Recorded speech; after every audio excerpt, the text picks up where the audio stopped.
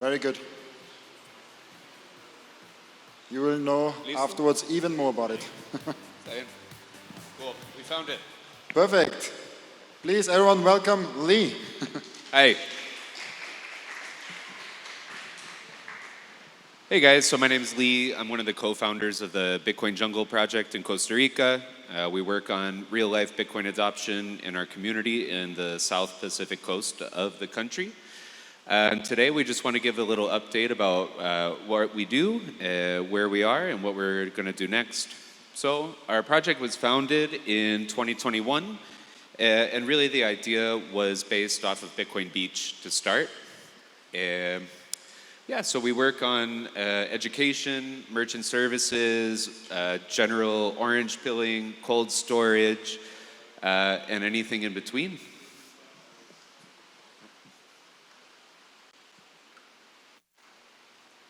There we go, full screen. Gracias. Próxima, por favor. Cool, so just to give you a little idea of where Bitcoin Jungle is. So we're here today in El Salvador, where Bitcoin Beach is located. And Central America is really an emerging hub for these Bitcoin circular economies. We have circular economies in Guatemala, in Honduras, in El Salvador, Costa Rica, and I'm hearing there's one up and coming in Panama too. So we're really seeing LATAM as really a hub for these Bitcoin economies and Bitcoin adoption. So here we are in Costa Rica, right down here, in between Nicaragua and Panama, for those of you not geography majors. Próxima, por favor.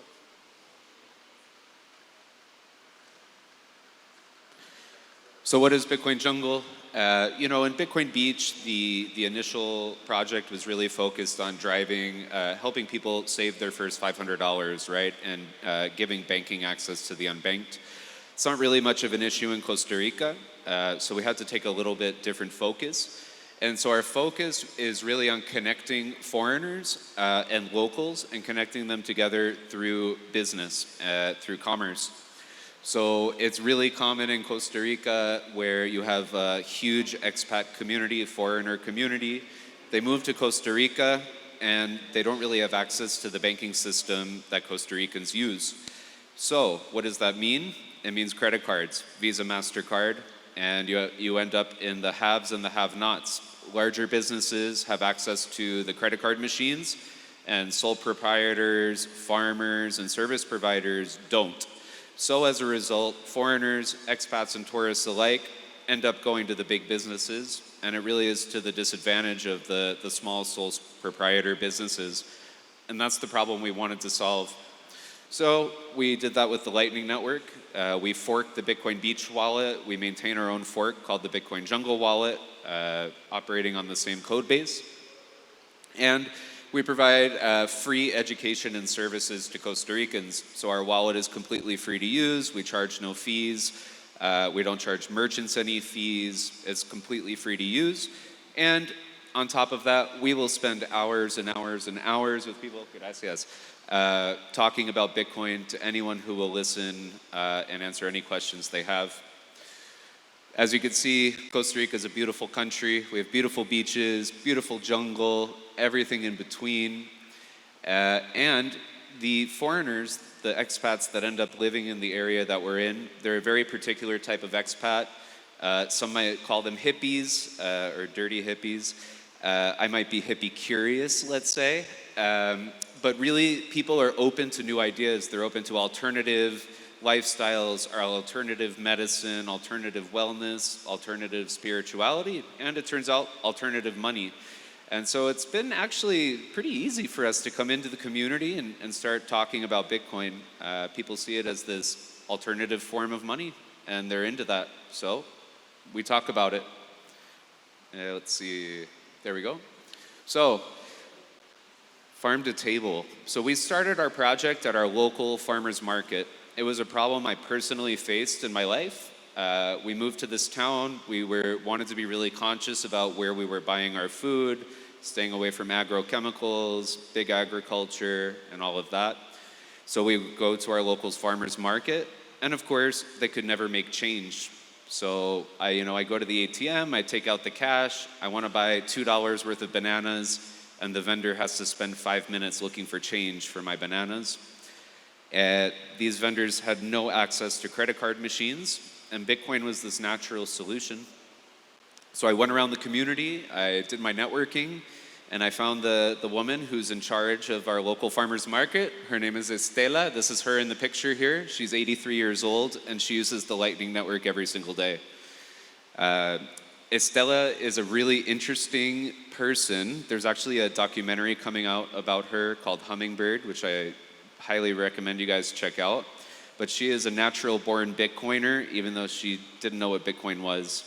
She spent her whole life fighting the government, fighting large corporations, and giving the middle finger to the banks. So when I showed up and started talking about this Bitcoin thing, it was just natural for her, and she loved it. Yeah. From the farmers market in Dominical, we expanded to the other farmers markets in the area, in Ojochal, Uvita, Platanillo, Tinamaste. This area is called the Golden Triangle region of Costa Rica. It's a collection of 4 cities in the South Pacific coast. They all have their own farmers market with some overlap of vendors, but not all. And so we were able to take our one success at one farmer's market and then replicate that in 4 more. This is the Dominical Farmers Market. It happens every Friday morning from 8 a.m. to noon. They have about 50 to 60 vendors, and it's really the hub of the community. This is where you go, you see all your neighbors, you see all your friends, you chat, you buy your groceries, and other things you might need, and chat. So it became a natural place to talk about Bitcoin. Myself and Eugenio and Tico, we show up every week, we talk about Bitcoin, we answer questions people have, and it's a great way to make friends and connect with our community. So it's a win-win for everybody, we think. These pictures are from the Uvita Farmers Market. You can buy all of your fruits and vegetables in Bitcoin. We have vendors that rock our Bitcoin Jungle swag. We've got Bitcoin signs everywhere. We don't pay for these signs. They make them on their own, which is really cool. And we also have these local nonprofit projects also engaging in Bitcoin. Right here is this young lady. She is a hardcore Bitcoiner. She's a Costa Rican, and she operates our local recycling service. Our local government doesn't offer recycling services. It's something she's really passionate about. So she started it up on her own on a Bitcoin standard. She doesn't accept fiat for payment. They show up at your house, they take your recycling, and she actually built a processing facility on her own that takes all the plastic goods and makes sunglasses out of them that they then sell to tourists at the farmer's market. It's an awesome project. I mean, she is amazing. She daily drives Graphene OS on her phone. It's like a super lockdown, Google-free Android phone. It's not very easy to use, but I thought that was super cool to see. You can buy everything from raw goat cheese to microgreens, which I just learned are actually very healthy for you, and they taste pretty good, to all of these exotic fruits, and not so exotic like avocados. This guy here is named Oscar Cascante. He was one of the first people to ever take Bitcoin in our town. He's just a farmer from a rural area, but he saw the power of how it can connect him to more expats, more tourists, and do more business. And he's actually also operates as like a human Bitcoin ATM, and he's willing to buy and sell and wheel and deal Bitcoin peer-to-peer with the other vendors at the market. So what are we doing right now? Well, this is our office. We just opened a physical office in June 2024. It looks cooler now. This is, I think, our very first day. But we've done some decorating from there. But it's operated by our first full-time employee, whose name is Tico. Yeah, Tico's awesome. He sits in the office 3 days a week, holds open office hours. People come in from all over the world with all sorts of ages, experience levels, technical knowledge, and they come to ask about Bitcoin. So we offer that. We just recently started the Me Premier Bitcoin classes, both in person and virtual.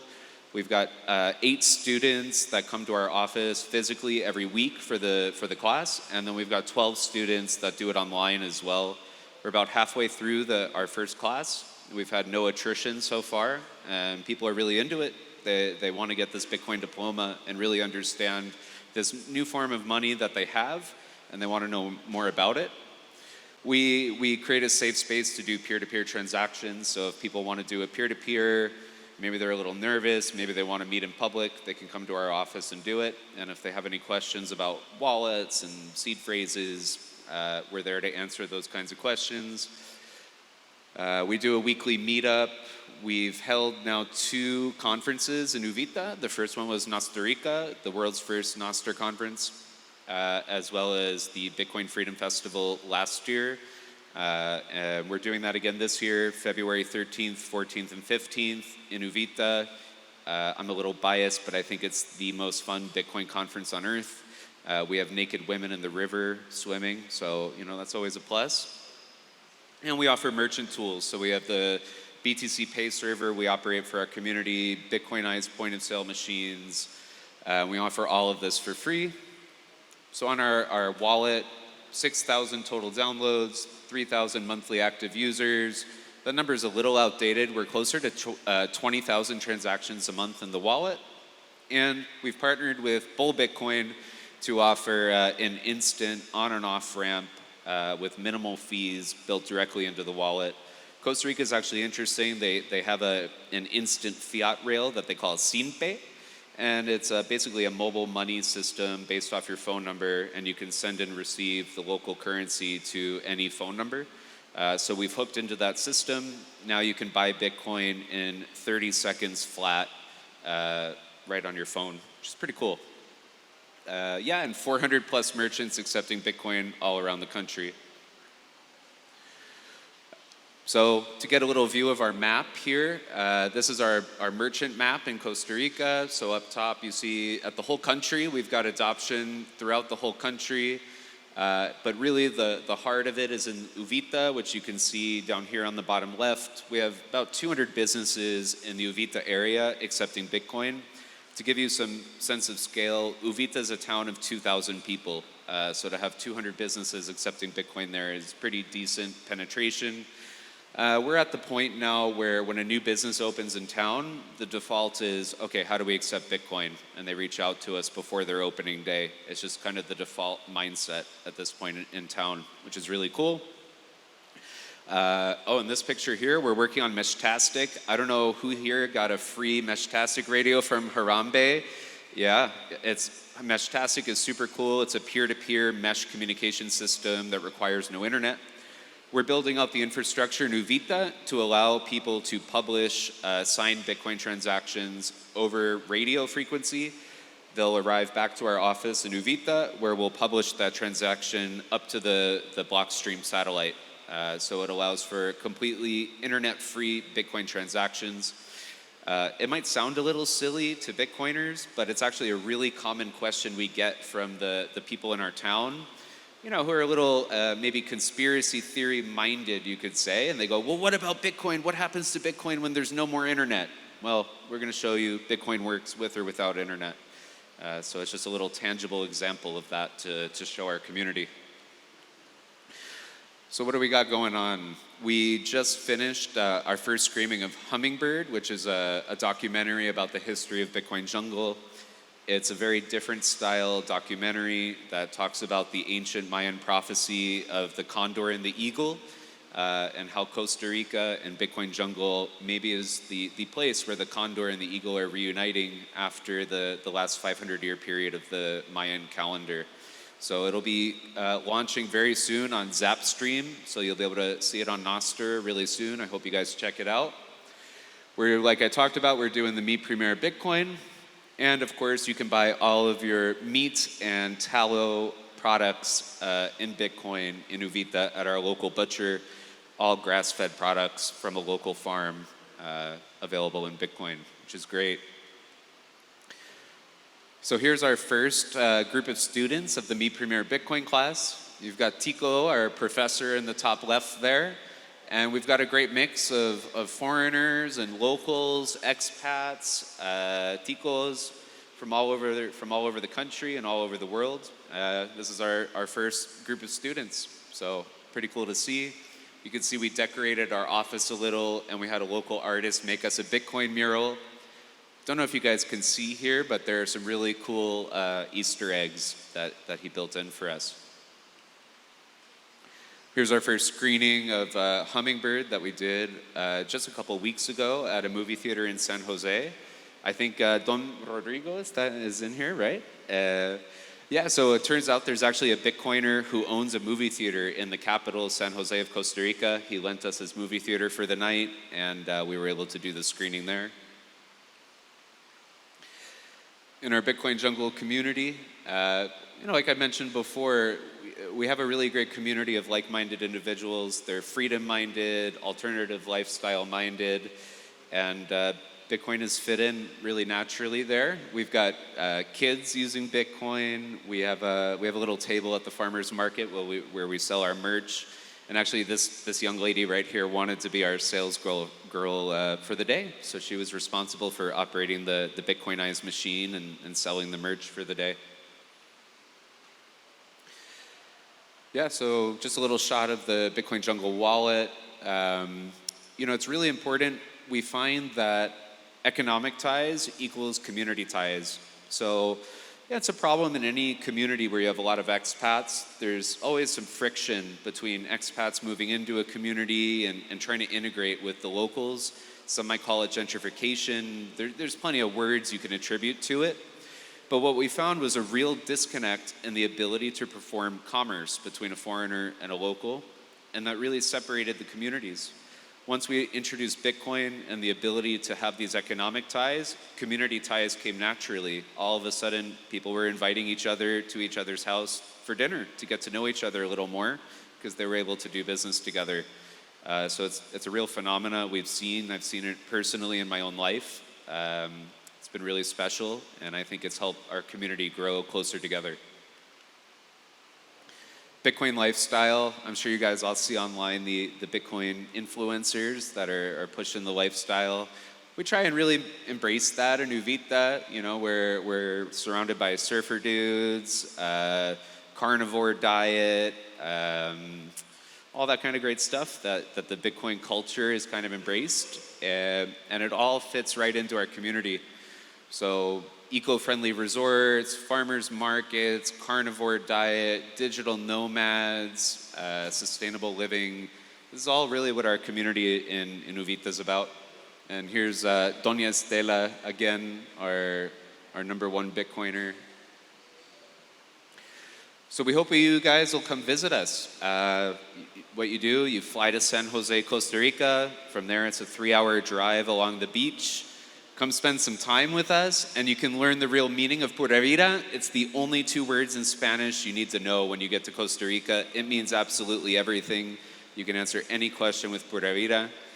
And yeah, it's a beautiful place. We've got beach, surf, jungle, mountains, waterfalls, rivers, monkeys, the whole deal. So we'll hope you'll come visit us. Bitcoin Freedom Festival, February 13th. Uvita, Costa Rica. See you guys there. Yeah. Thank you. I think I have a couple minutes. We have a couple minutes for questions, maybe? Yeah. Yeah, we have a few minutes for questions. I don't know if anybody has questions. Happy to.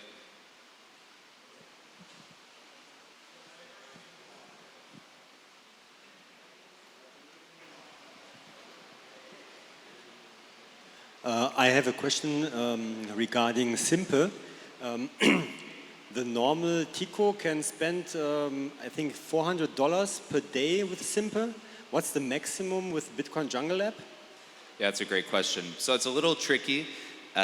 Every phone number has their own send and receive limits per day. That's determined by their bank.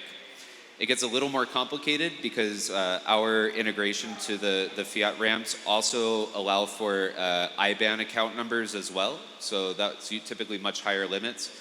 The Bull Bitcoin service in Costa Rica allows for $3,000 a day, buy and sell, no KYC.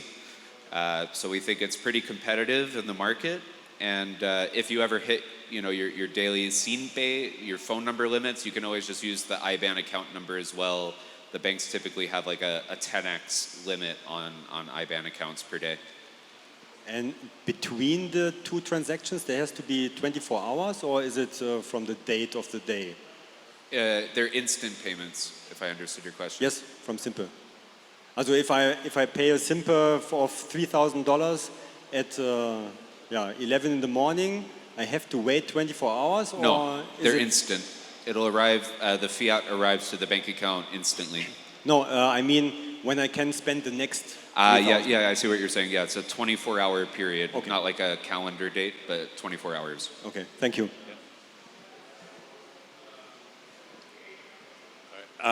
My question was about who is spending sats. So are you attracting lots of Bitcoiners who go there spending their sats, or are the local foreigners purchasing sats and replacing, or like who's actually spending the Bitcoin It's there? largely unidirectional from foreigners, both tourists and expats, towards locals. Like it's a pretty unidirectional flow. It turns out before the project even started, there were actually like a community of Bitcoiners living in this area already. We just kind of brought them out of the woodwork when we started the project. That's how we really were able to kickstart it. Today we have tourists showing up from all over the world every week of the year, coming to Vita to have a vacation on Bitcoin. So that part is growing a lot. Would you say that any of the non-Bitcoiner expats, are they being onboarded?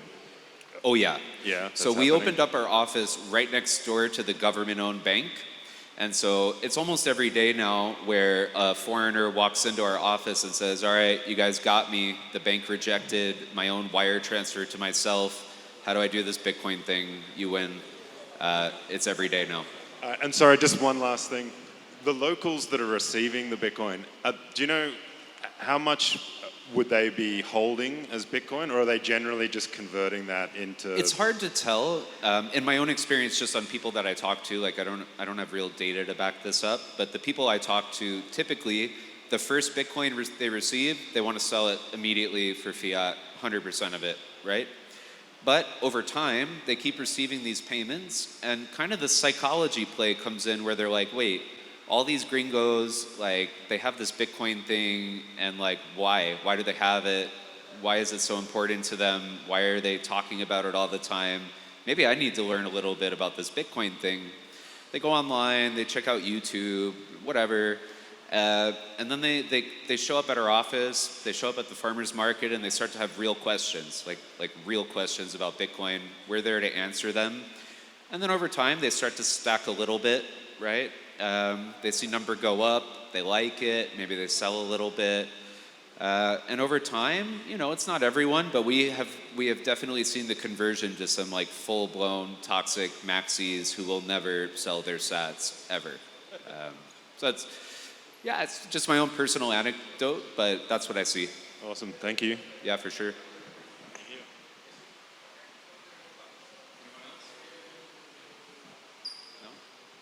Cool. Thanks, guys. Have a good one.